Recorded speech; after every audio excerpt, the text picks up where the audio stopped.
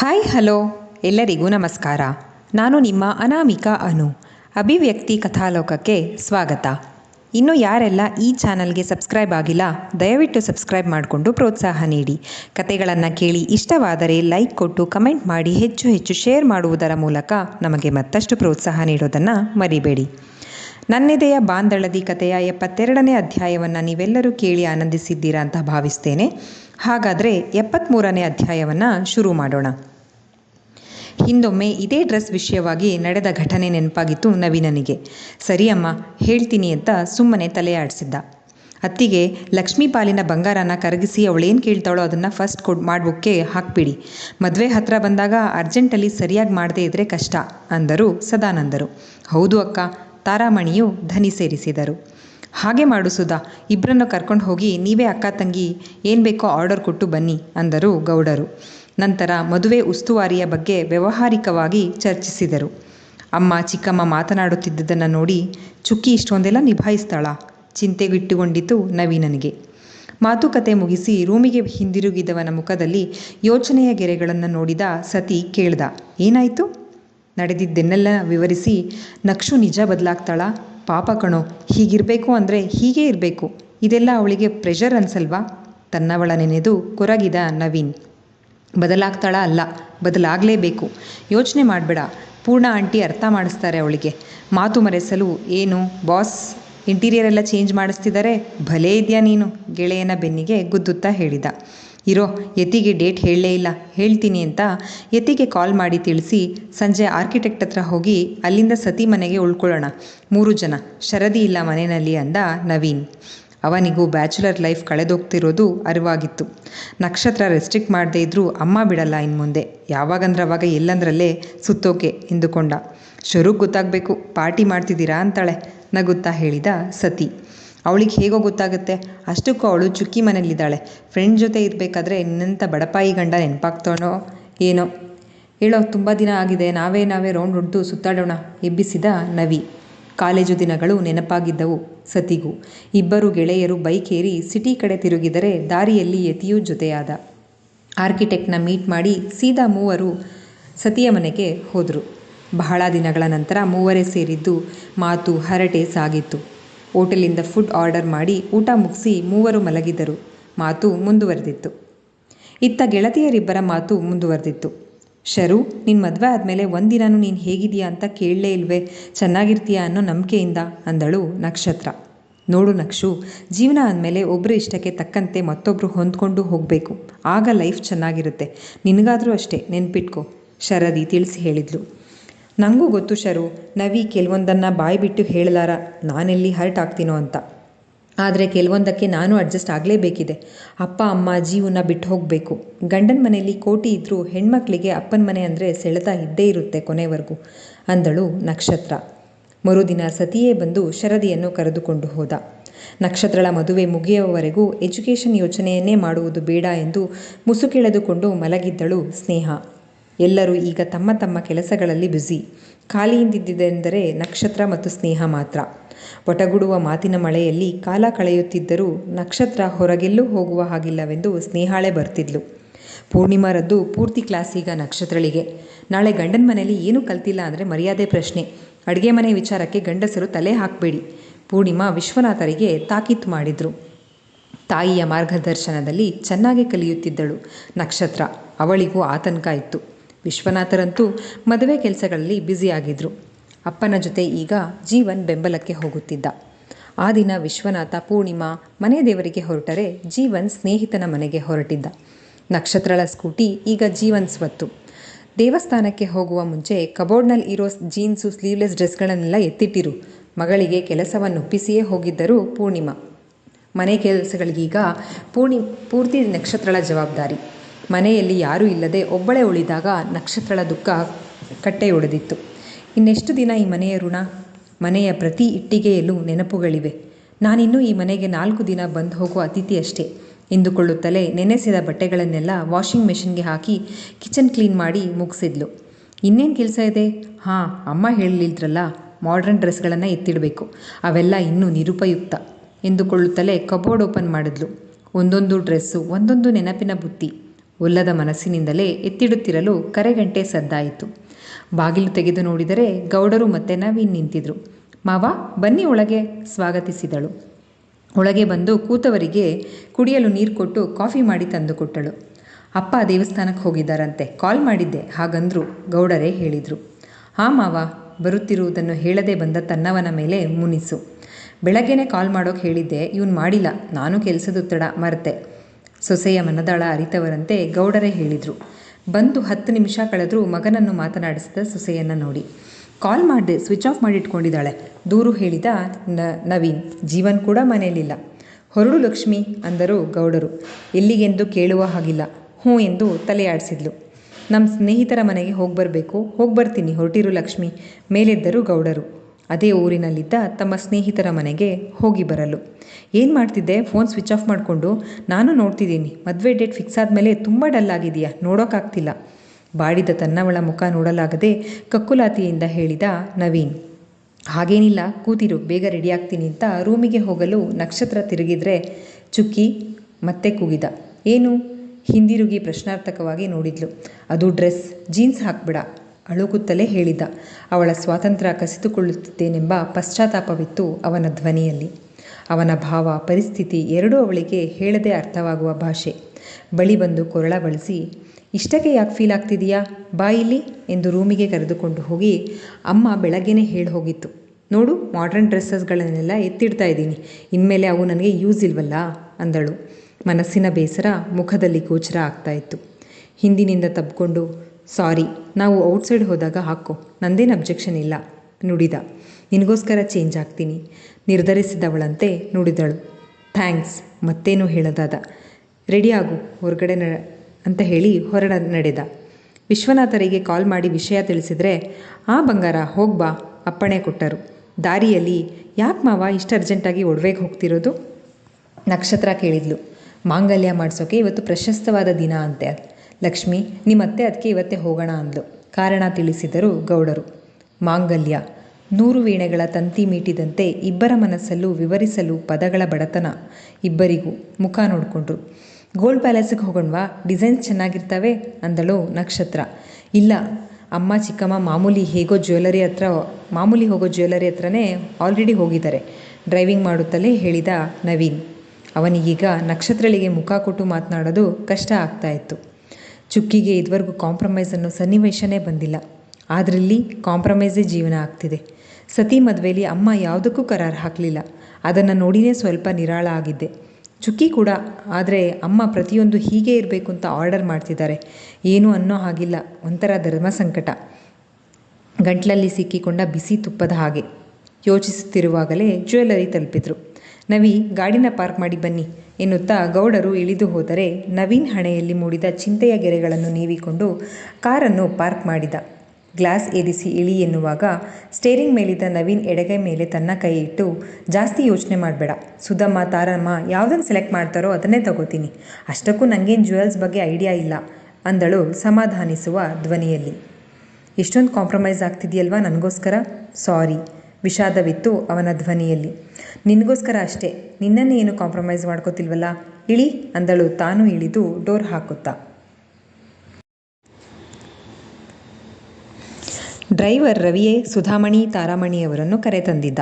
ಗೌಡರು ಆಗಲೇ ಒಳಬಂದು ಜ್ಯುವೆಲರಿಯವರ ಜೊತೆ ಮಾತನಾಡ್ತಾ ಇದ್ರು. ದೊಡ್ಡ ವ್ಯವಹಾರದ ಗ್ರಾಹಕರೆಂದರೆ ಎಲ್ಲ ವ್ಯಾಪಾರಸ್ಥರಿಗೂ ಅಚ್ಚುಮೆಚ್ಚು. ಗ್ಲಾಸ್ ಟೇಬಲ್ ಮೇಲೆ ಸುಧಾಮಣಿ ಮನೆಯಿಂದ ತಂದಿದ್ದ ಚಿನ್ನದ ಬೆಲ್ಲೆಗಳಿದ್ವು. ನಮ್ಮನೆ ಹಿರಿ ಸೊಸೆ ಸುಧಾಮಣಿಯೇ ಪರಿಚಯಿಸಿದರು, ಸೊಸೆಯನ್ನು ಪಕ್ಕದಲ್ಲಿ ಕೂರಿಸ್ಕೊಂಡು. ನಕ್ಷತ್ರಳಿಗೆ ಗೆಳತಿಯರ ಅವಶ್ಯಕತೆ ಇತ್ತು, ಆದರೆ ಹೇಳೋ ಹಾಗಿಲ್ಲ. ನಂಗೆ ಗೊತ್ತಾಗಲ್ಲ, ನೀವೇ ಸೆಲೆಕ್ಟ್ ಮಾಡಿ ಎಂದು ಇಡೀ ಭಾರವನ್ನು ಅತ್ತೆಯರ ಮೇಲಾಕಿದ್ಲು. ಚಿನ್ನದ ಬಳೆಗಳ ಅಳತೆ ನೋಡಲು ಕೊಟ್ಟಾಗ ಇಷ್ಟು ತೂಕದ ಬಳೆಗಳ ಭಾರವನ್ನು ತಾಳಬಲ್ಲಳೆ ಎಂದುಕೊಂಡ ನವೀನ್. ಯಾವುದರಲ್ಲೂ ಕೈ ಹಿಡಿತ ಮಾಡಲಿಲ್ಲ ಸುಧಾಮಣಿ. ಆದರೆ ಮಾಡ್ರನ್ ಹುಡುಗಿ ನಕ್ಷತ್ರಳಿಗೆ ಇಷ್ಟೊಂದು ವೆಯ್ಟ್ ಇರೋ ಗೋಲ್ಡ್ ಯಾರು ಹಾಕೋತಾರೆ? ಜ್ಯುವೆಲರಿ ಶಾಪ್ ಅಡ್ವರ್ಟೈಸ್ಮೆಂಟ್ ಥರ. ಒಳಗೊಳಗೆ ನಕ್ಕಳು ನಕ್ಷತ್ರ. ತಾರಾಮಣಿಯೇ ನಕ್ಷತ್ರಳ ಮನದಾಳ ಅರಿತಿದ್ದರಿಂದ ಅವಳಿಗೆ ಹೆಲ್ಪ್ ಆಗುವಂಥ ಡಿಸೈನ್ ಸೆಲೆಕ್ಟ್ ಮಾಡಿದರು. ಸೆಲೆಕ್ಷನ್ ಮುಗಿಸಿ ಹುಷಾರ ಕರ್ಕೊಂಡು ಹೋಗಿ ಬಿಟ್ಬಾ ಸುಧಾಮಣಿ ಹೇಳಿದರು. ಮನೆ ಸ್ವತ್ತನ್ನು ಜೋಪಾನ ಮಾಡುವುದರಲ್ಲಿ ಎತ್ತಿದ ಕೈ ಅವರು. ಎಲ್ಲರಿಂದ ಬೀಳ್ಕೊಟ್ಟು ಹೊರಟರೆ ಸೀದಾ ಸತಿ ಮನೆ ಕಡೆ ಕಾರು ತಿರುಗಿಸಿದ ನವೀನ್. ಶರು ಮನೆ ಕಡೆ ಏನಕ್ಕೀಗ? ಮನೆಗೆ ನಡಿ ಅಂದಳು. ಯಾಕೆ ಅಂದರೆ ಪಳ್ಳನೆ ನಕ್ಕಿದ್ದ ನವೀನ್. ನಗ್ಬೇಡ ನೀನು, ತೋಳಿಗೆ ಗುದ್ದಿದ್ದಳು. ಏನೋ ಸತಿಯಣ್ಣ, ನೀನು ಯಾವಾಗಲೂ ಮನೇಲೇ ಇರ್ತೀಯಾ ಎನ್ನುತ್ತಲೇ ಒಳ ಬಂದಳು ನಕ್ಷತ್ರ. ಆಯ್ತಾ ಜ್ಯುವೆಲರಿ ಆರ್ಡರ್ ಕೊಟ್ಟಿದ್ದು, ಬಾ ಅಂದ ಸತಿ. ಅಡುಗೆ ಮನೆಯಿಂದ ಶರದಿ, ಸ್ನೇಹ ಇಬ್ಬರು ಒಟ್ಟಿಗೆ ಹೊರಬಂದರು. ನಕ್ಷತ್ರಳ ಮುಖ ಊರಗಲಾಗಿತ್ತು. ಇಬ್ಬರು ಗೆಳತಿಯರನ್ನು ತಬ್ಬಿಕೊಂಡಳು. ಕಣ್ಣಂಚಲ್ಲಿ ಕಂಡು ಕಾಣದಂತೆ ಕಂಬನಿಯೊಂದು ಜಾರಿತ್ತು. ನಮ್ಮತ್ತೆ ಆರ್ಡರ್ ಕೊಟ್ಟಿರೋ ಅಷ್ಟು ಗೋಲ್ಡ್ ನಾನೇನಾದರೂ ಒಂದು ಸರ್ತಿ ಹಾಕ್ಕೊಂಡ್ರೆ ಮಸಾಜ್ ಮಾಡೋಕ್ಕೆ ಒಬ್ರನ್ನ ಅಪಾಯಿಂಟ್ ಮಾಡ್ಕೋಬೇಕಾಗತ್ತೆ ನಾನು, ಅಂದಳು ನಕ್ಷತ್ರ ನಗುತ್ತಾ. ನಕ್ಷು, ಹಾಗೆಲ್ಲ ಮಾತಾಡಬಾರ್ದು, ತೆಳು ಇದ್ರೆ ಬಾಳ್ಕೆ ಬರಲ್ಲ ಅಂತ ಹಾಗೆ ಮಾಡಿಸೋದು. ಶರದಿಯದು ಎಂದಿನ ಬುದ್ಧಿವಾದ. ಸ್ನೇಹ ನಕ್ಷತ್ರಳದ್ದೇ ಪಿಸುದನಿಯ ಮಾತು.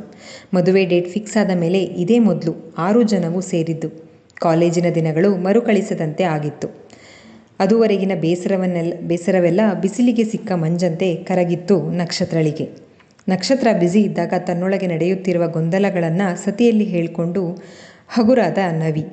ಸುಪ್ತ ಮನಸ್ಸಿನಲ್ಲಿ ಕಾಡುತ್ತಿದ್ದದೇ ಸತಿಗೆ ಇದು ವಾಸ್ತವವಾಗಿ ಎದುರಾಗಿತ್ತು. ಮುಂದೇನೋ ಆತಂಕವಾಯಿತು ಸತಿಗೆ. ನಕ್ಷತ್ರಳಿಗೆ ಒತ್ತಡವಾಗದಿರಲಿ ಮನಸ್ಸು ಹಾರೈಸಿ ಬೇಡಿಕೊಂಡಿತ್ತು. ಚುಕ್ಕಿ, ಹೊರಡೋಣ್ವಾ, ಟೈಮ್ ಆಗುತ್ತೆ.